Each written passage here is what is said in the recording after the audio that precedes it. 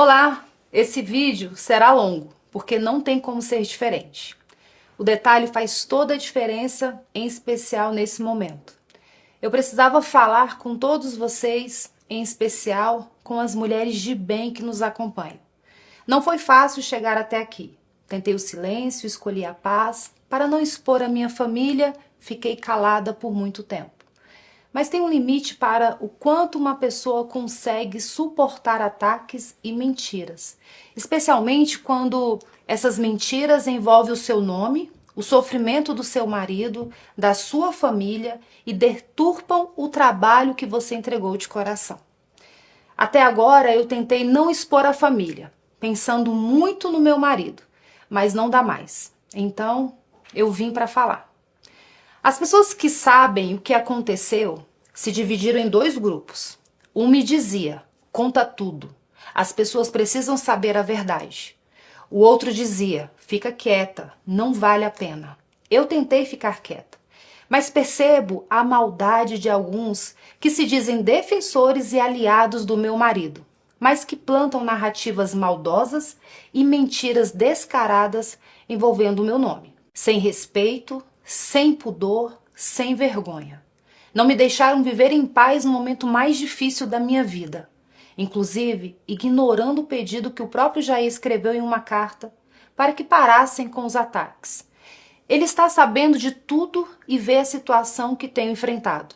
Então hoje, a verdade vai iluminar o que foi escondido na escuridão das notícias falsas e nos ataques irresponsáveis.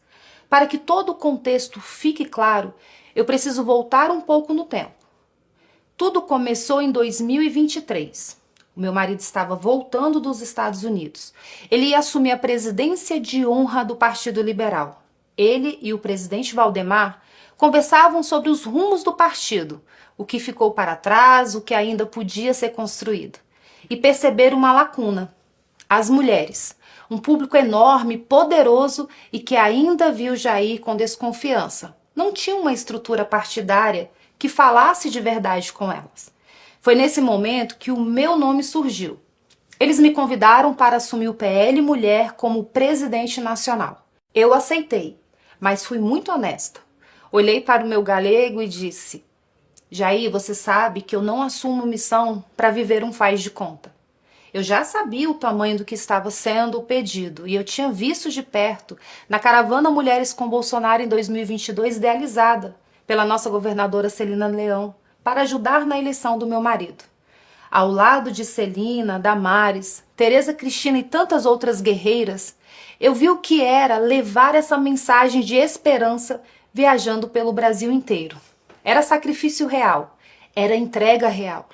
Ele olhou para mim e disse que sabia que seria difícil para todos nós, mas que era necessário. E assim eu fui. Assumi esse chamado mesmo sem ter experiência partidária. O que eu encontrei pela frente era maior do que eu imaginava. O PL Mulher existia no papel, mas na verdade tivemos que começar praticamente do zero. Percorri o Brasil inteiro. Instalamos os diretórios nos estados, empossamos presidentes estaduais e municipais, demos capilaridade e representatividade ao movimento que hoje, sendo um dos mais recentes, se tornou o maior movimento político partidário de mulheres no Brasil. Nós pintamos o Brasil de rosa e os resultados vieram. Nas eleições de 2024, elegemos 45,8% mais mulheres do que em 2020. Com pouco mais de um ano de trabalho, foram 1.005 mulheres eleitas. A semente que plantamos começou a dar frutos. E fico feliz quando vejo esse fruto chegando a todos, incluindo ao pré-candidato Flávio, que hoje é bem recebido e apoiado por nossas meninas do PL Mulher nos estados. É muito emocionante ver que as mulheres estão se engajando para transformar a política. É exatamente para isso que nós estamos trabalhando. Mas o tempo foi passando e as coisas foram ficando mais pesadas. Vieram as medidas injustas contra o meu marido, a retirada das suas redes sociais, as proibições de contato com outros políticos, a tornozeleira, a limitação de visitas, a primeira prisão domiciliar, a condenação, as novas cirurgias, o tormento da Polícia Federal. Cada uma dessas palavras representa um dia real, uma noite real, uma dor real que eu e a minha família vivemos e ainda estamos vivendo. Enquanto ele estava preso em casa, sem poder percorrer o país, sem poder ir às ruas, sem liberdade, ele me pediu que eu continuasse levando a mensagem dele, que eu continuasse viajando e levando uma voz de esperança para os nossos apoiadores no Brasil inteiro. A ausência dele nos nossos encontros gritava mais alto do que qualquer narrativa dos nossos perseguidores. Ele chegou a me pedir para cancelar algumas viagens quando ele desconfiava que algo ruim pudesse ser feito contra ele enquanto eu estivesse fora. Então ele pedia para eu ficar em casa, e eu ficava. Mas para um estado em especial, ele não só pediu que eu fosse, ele me enviou como missão. Porque era um povo pelo qual nós dois temos um carinho muito especial, o povo cearense. E eu fui. O que aconteceu depois foi um dos dias mais difíceis da nossa vida. A medicação que o meu galego estava tomando deu reações inesperadas. Ele ficou fora de si e acabou mexendo na tornozeleira. E isso resultou na transferência dele para a Polícia Federal. Meu marido foi arrancado de casa. Um dia que nós nunca esqueceremos. E logo depois desse dia, pessoas que se diziam fiéis ao meu marido, que se gabavam e lucravam por se dizerem bolsonaristas, se apressaram em me atacar, em me humilhar, em dizer que eu estaria, desculpe a palavra, cagando para o meu marido.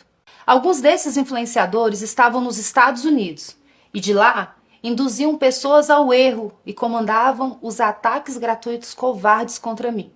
E eu não conseguia entender por que estavam fazendo aquilo comigo. Eu estava fazendo exatamente o que o meu galego me pediu para fazer. Como alguém que diz amar o líder pode atacar a esposa que está cumprindo a missão que ele determinou? A nossa vida mudou muito com a prisão do meu galego. E havia alguns compromissos que tinham sido assumidos antes. A filiação de Mariana Carvalho no Maranhão e o lançamento da pré-candidatura de Eduardo Girão no Ceará foram alguns deles. Eu falei diretamente com o meu marido sobre cada um desses compromissos. Eu disse a ele que queria apoiar o Girão, pela sua fidelidade às pautas conservadoras, pela coerência que ele representa com as pautas da direita, totalmente oposto ao que o Ciro defende. E ele me autorizou. Em matéria de política, eu faço somente o que eu e ele combinamos. E assim eu voltei ao Ceará. E o Ceará tem uma outra história à parte, uma história que vocês também precisam ouvir com atenção. Em 2024, o PL disputava a Prefeitura de Fortaleza. Nosso candidato era o deputado André Fernandes. Assim como estão fazendo com o Girão, todos diziam que ele não tinha chance, mas a direita ignorou isso e apoiou o André de corpo e alma. Era uma eleição apertada e havia uma rejeição significativa ao André por parte das mulheres. Diziam que ele era machista e que não respeitava as mulheres. Foi nesse momento que entrou em campo a vereadora Priscila Costa, presidente estadual, e a minha vice-presidente nacional do PL Mulher. Uma mulher honrada e fiel defensora da vida e das pautas conservadoras. Priscila tinha acabado de ser eleita vereadora. Poderia estar cuidando do seu próprio mandato. Em vez disso, dedicou-se integralmente à campanha de André, aproximando o público feminino, diminuindo a rejeição, abrindo portas que estavam fechadas. O trabalho da Priscila fez uma diferença real e significativa. Não vencemos a eleição por muito pouco, mas nos mantivemos firmes aos nossos valores. André chegou a outro patamar com a ajuda e a dedicação da Priscila. E o que ela recebeu em retribuição é revoltante. Reconhecer, ser grato e retribuir o bem a quem nos ajuda é sinal de nobreza e de lealdade. Mas o agradecimento à Priscila parece estar vindo em forma de perseguição e desprezo. Deixa eu te mostrar o tamanho dessa injustiça com o número. Em 2026, serão 54 vagas para o Senado Federal. Em comparação, se aplicarmos a regra dos 30% para candidaturas femininas, teríamos direito a 17 vagas para mulheres no partido. Eu pedi apenas 3. Priscila Costa, Carol de Tone e Bia Kisses. 3 vagas. de 17 que poderíamos ter. E tem sido uma batalha diária para manter essas 3. Isso é muito desgastante. Em especial nesse momento que o meu marido e eu estamos enfrentando. Deixa eu ser clara sobre a indicação da Priscila. Essa candidatura foi muito bem definida por 3 pessoas. Meu marido, eu e o presidente Valdemar. Não foi sugestão. Foi preferência, foi decisão. E decisão baseada no potencial da Priscila Costa. Jair definiu que o PL disputaria as 2 vagas do Ceará, uma com Priscila e a outra com o pai do André. O que aconteceu depois foi que, aproveitando-se da prisão do Jair, começaram a trabalhar para eliminar a Priscila da disputa, cedendo a vaga dela para garantir uma aliança com Ciro Gomes. Isso mesmo, o Ciro Gomes. Eu preciso parar aqui e fazer uma pergunta. Se o André queria agradar o Ciro Gomes, por que ele não ofereceu a vaga do seu próprio pai? Será que ele acha que retirar a vaga de uma mulher seria mais justo e fácil? Que fique registrado para sempre. Enquanto ainda estava preso no 19º Batalhão, o meu marido mandou um recado claro que foi repassado à direção do partido e ao senador Rogério Marinho. Ele disse: Priscila será candidata. O número 222 deverá ser dado a ela. Não é vago, não é interpretável, é um desejo, é uma ordem do líder. Vejam bem, a palavra mais recente do meu marido em relação às candidaturas no Ceará é essa. Não honrar essa determinação do meu marido será um ato de traição contra Jair Messias Bolsonaro. Venha de quem vier. Agora, muitos falam da polêmica no evento do Ceará. Eu vou te contar o que aconteceu lá.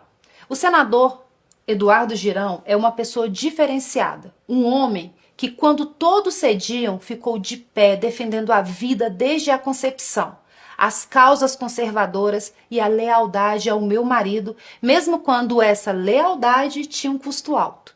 Girão é o único verdadeiro representante das pautas da direita na disputa pelo governo do Ceará. No dia do lançamento da sua pré-candidatura, estavam presentes vários representantes do PL, inclusive o presidente estadual André Fernandes. Fiquei até feliz, eu pensei, talvez haja uma chance de o partido apoiar o Girão no primeiro turno. Não se trata de interferência, mas sim uma mostra do que seria mais coerente, mais fiel aos nossos valores. Ainda que aparentemente não houvesse grandes chances, como ocorreu no início com André Fernandes, a proposta seria apoiar, no primeiro turno, o candidato que defende fielmente os nossos valores. E era só isso que eu e o meu marido queríamos. No segundo turno, os nossos eleitores, pessoas de bem, poderiam se unir a todos os demais para derrotar o candidato do PT. Mas o que eu não sabia ainda era o que estava sendo acordado nos bastidores. Não pelo meu marido, não com seu conhecimento atualizado, porque ele, infelizmente, estava preso e essas pessoas não tinham mais contato com ele.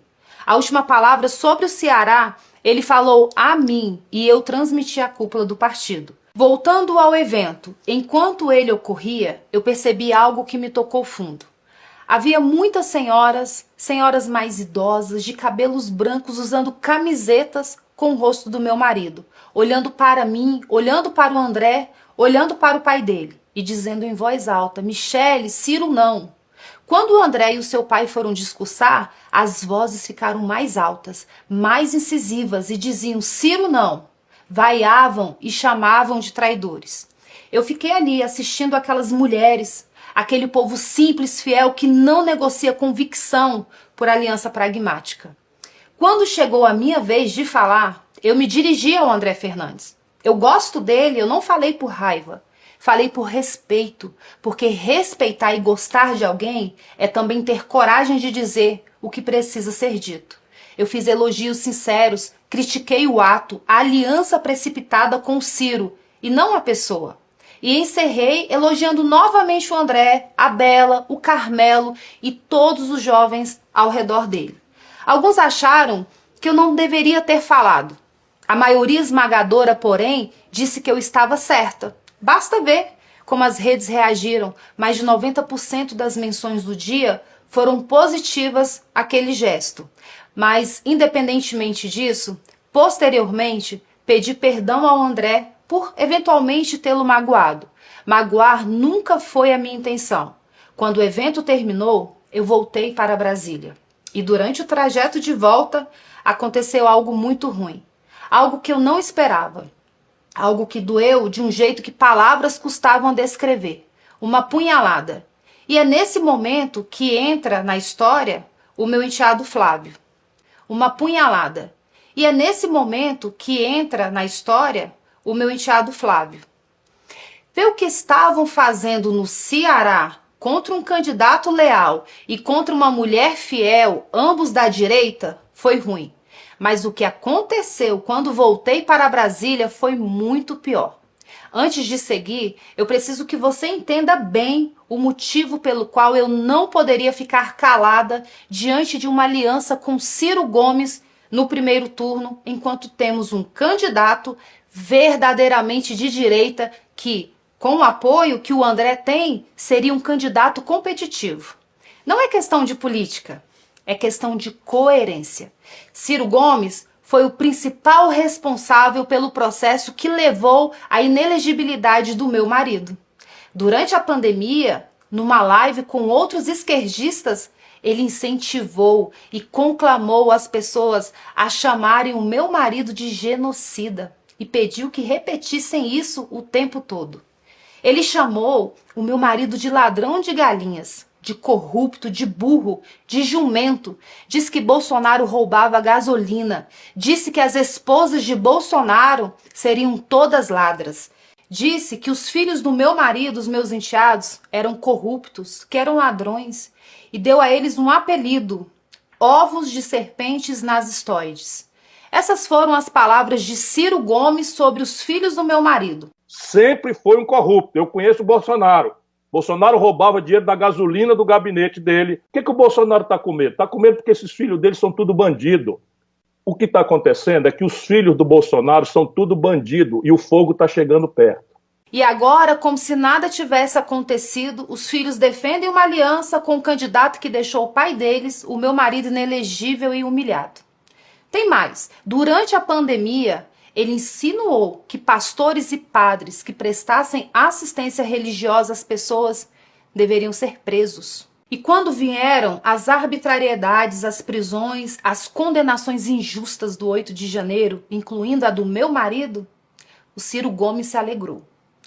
É para se unir a esse homem que o PL do Ceará está abandonando um candidato legítimo da direita? É para se unir a esse homem que estão perseguindo e tentando retirar da disputa uma mulher nordestina, mãe de 4 filhos, que dedicou tudo ao movimento em defesa da vida? Já que a aliança com o Ciro é tão boa, por que o André não disponibiliza a vaga do seu próprio pai? Estranho, né? Por que só a mulher tem que ceder? Não dá para aceitar. E foi exatamente isso que me assustou quando cheguei a Brasília. Vi as postagens do Flávio contra mim nas redes sociais. Palavras duras, tom agressivo, defendendo André Fernandes. E, em consequência, apoiando a aliança com o homem que chamou a ele, a mãe e a seus irmãos de corruptos e de ovos de serpentes nazistoides. E não foi só ele. Os irmãos vieram juntos, de forma coordenada, com textos bem parecidos uns com os outros. Pareceu combinado, premeditado. Peguei o telefone, procurei mensagens do Flávio. Procurei uma ligação perdida. Procurei qualquer sinal de que ele tinha tentado falar comigo antes de falar para o Brasil. Não tinha nada. Eu fiquei triste, porque eu não imaginava que eles teriam essa reação. Eu redigi uma nota. Disse que lamentava se eles se sentiam afrontados. Que respeitava a opinião deles. Pedi perdão. Mas disse também, e vou repetir aqui, que eu tenho o direito de achar errado uma aliança com quem sempre se declarou inimigo do pai deles. Tenho o direito de ser coerente com os valores que eu acredito. Eu não vou trocar valores por pragmatismo político oportunista. Também não estou impedindo ninguém de fazê-lo, mas acho errado fazê-lo no primeiro turno. Ciro não terá meu apoio nunca e, na minha opinião, não deveria ter de ninguém da direita que apoia Bolsonaro. Mas essa é apenas a minha opinião. E eu tenho direito de tê-la. Voltando ao Flávio, telefonei para ele, tentei algumas vezes, mas ele não atendeu. Algumas horas depois da postagem, ele retornou a ligação. Mas, sinceramente, para falar o que ele me falou, seria melhor se ele não tivesse ligado. Ele foi muito ríspido, me desrespeitou e me maltratou ao telefone. E eu não tinha feito nada contra ele. Ele disse que seria melhor eu ficar fora das decisões do partido. Disse que eu havia chegado ontem e não entendia nada de política. Diante dessa humilhação, eu disse a ele que estava tudo bem. Entendi que ele não queria o meu apoio ou que este era insignificante. E então eu me recolhi.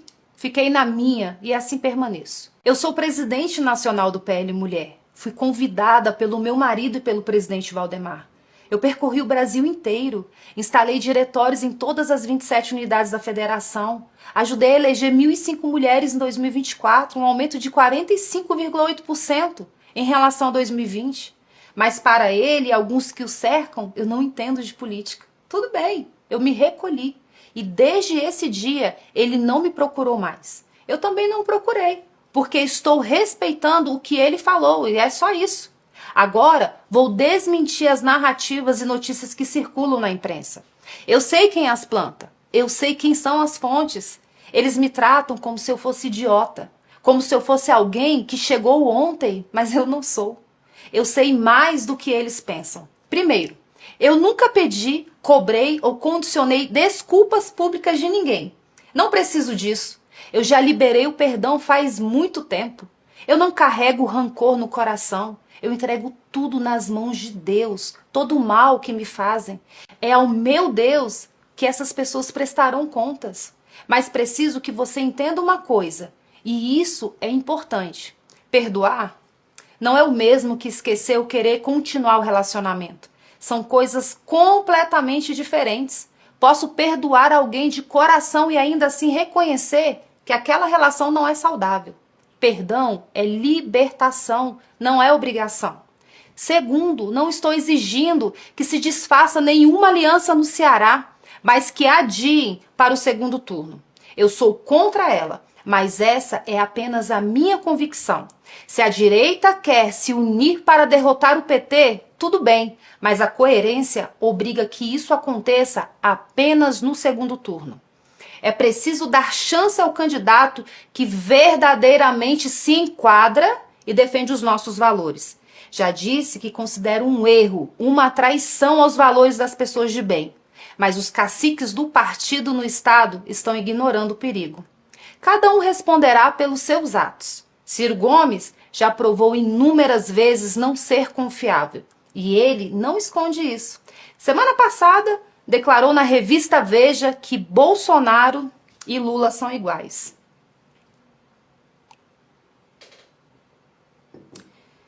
É só uma questão de tempo para ele se voltar contra a direita. Todos foram avisados, em especial dentro do partido, e serão lembrados disso. Terceiro, o Flávio vai à minha casa toda semana, mais de uma vez. Se ele realmente quisesse falar comigo, já teria falado. Se considerasse necessário o meu apoio, já teria conversado. Estou na minha. Continuarei recolhida. Quarto, as tais fontes espalharam para a imprensa que eu teria ficado com raiva porque queria ter sido candidata. Primeiro que esses fofoqueiros vazadores não têm convívio comigo, não me conhecem direito e não sabem o que eu penso. Segundo, minha prioridade agora não são candidaturas. Minha prioridade agora é cuidar da minha família, do meu marido que está precisando de mim. Meu futuro político está nas mãos de Deus. Ele providenciará tudo. E quando for o momento de decidir o que quer que seja, sou eu mesma quem falarei. Não preciso de porta-voz. Entendam, tudo isso que falei nesse vídeo aconteceu antes da indicação feita pelo meu marido. Os fatos são anteriores e não tem nada a ver com escolhas e cargos. Tem a ver com respeito e consideração. Mesmo depois de todas essas coisas, eu abençoei a escolha do Jair e a pré-candidatura do Flávio, nas mesmas redes sociais nas quais ele e os irmãos me atacaram, e onde também foi publicada a entrevista dele me chamando de desrespeitosa e autoritária. Como eu disse, eu aprendi a conviver com isso. Perdoo os que me fazem o mal e permanecerei no meu lugar. Mas tem uma última coisa que preciso dizer, o que dói de um jeito diferente de tudo que falei até aqui. O grupo de maledicência coordenada a partir de quem está no exterior continua agindo e me atacando todos os dias. Alguns deles até continuam aparecendo em fotos com o Flávio. Eles fazem postagens e vídeos retirando do meu nome o sobrenome Bolsonaro, na tentativa de me atingir. Não me atingem. Eu sei quem eu e o meu marido somos. Mas será que eles pensam no que estão provocando na vida da minha filha? Ela é uma adolescente que acompanha tudo, que lê tudo e que sente tudo. Será que na irresponsabilidade deles, eles imaginam o que estão fazendo com ela? Claro que não. Eles não se importam. Para eles, tudo é política. E uma política que não existe em função do ser humano. Esse tipo de política não serve para nada além de egoísmo. É importante entender que eu não mando recados. Quando eu tenho algo a dizer, digo olhando no olho como estou fazendo agora. Eu não gosto de mentiras. Nunca gostei. O meu Deus é o caminho, a verdade e a vida. E quem vive por ele não se agrada com as mentiras. Falei quase tudo o que precisava ser dito. A verdade está aqui, para quem quiser ver. Aqui do meu lugar, eu sigo cuidando do meu marido, cuidando da minha filha e servindo ao meu país da forma como posso. Essa é a minha missão. E dessa, só Deus me tira. Por último, eu quero aproveitar a oportunidade para agradecer publicamente, de maneira muito especial, as minhas presidentes estaduais e municipais por todo o empenho e dedicação à nossa missão e pelo apoio que vocês têm dado à pré-candidatura do Flávio. Vocês são o verdadeiro alicerce da nossa nação. São a força delicada que transforma o mundo. Vocês definem hoje o futuro do nosso país. Continuem firmes nesse propósito. As dificuldades nos fortalecem e a esperança tudo vence. Eu amo a vida de cada uma de vocês, mulheres alicerçadas. Que Deus os abençoe, que Ele abençoe as famílias brasileiras e que Deus abençoe o nosso amado Brasil.